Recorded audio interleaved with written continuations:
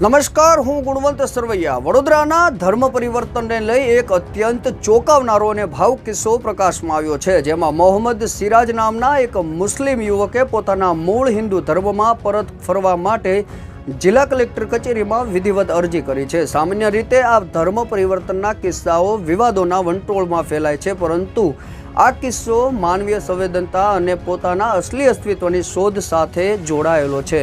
સિરાજ જે અત્યાર સુધી ઇસ્લામિક પરંપરાઓ વચ્ચે મોટો થયો, તેને અચાનક એ સત્યની જાણ થઈ કે તેનો જન્મ એક હિન્દુ પરિવારમાં થયો હતો અને સંજોગો વસાત મુસ્લિમ પરિવારે દત્તક લીધો હતો. આ સત્ય સામે આવ્યા બાદ તેણે હાર્દિક પટેલ તરીકે નવું નામ અને નવું જીવન જીવવાનો દ્રઢ નિર્ધાર કર્યો છે અને આ માટે કાયદેકીય પ્રક્રિયા હાથ ધરી છે.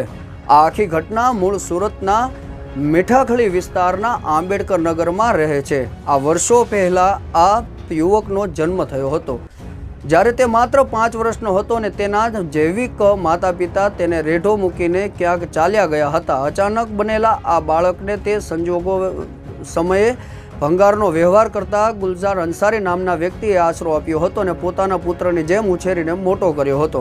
આ મુસ્લિમ પરિવાર તેને મોહમ્મદ સિરાજ નામ આપ્યું અને તે રીતે જ તેની ઓળખ ઊભી થઈ હતી.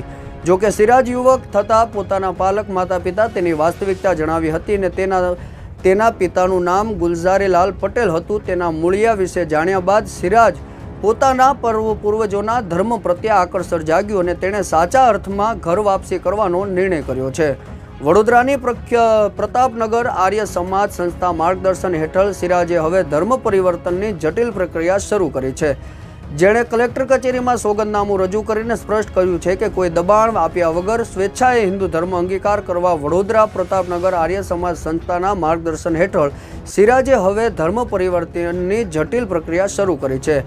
તેણે કલેક્ટર કચેરીમાં સોગંદનામું રજૂ કરીને સ્પષ્ટ કહ્યું છે કે કોઈ દબાણ આપ્યા વગર સ્વેચ્છાએ હિન્દુ ધર્મ અંગીકાર કરવા માંગે છે. દેશમાં જ્યારે ધર્માંતર જેવા મુદ્દાઓ પર ભારે રાજકીય અને સામાજિક ગરમાવો જોવા મળતો હોય છે, ત્યારે સિરાજનો આ કિસ્સો એક અલગ જ ચિત્ર ઊભું કરે છે. તે કહે છે તેનો કોઈ પાલક માતા પિતા પ્રત્યે પૂરો આદર છે, પરંતુ હવે તે પોતાની સાચી ઓળખ એટલે હાર્દિક પટેલ તરીકે જીવનમાં જીવવા માંગે છે. હાલમાં વડોદરા પ્રશાસન દ્વારા તેની અરજી પર કાયદાકીય પાસાઓની તપાસ કરવામાં આવી રહી છે અને ટૂંક સમયમાં તે વિધિવત રીતે સનાતન ધર્મમાં પ્રવેશ કરી રહ્યો છે.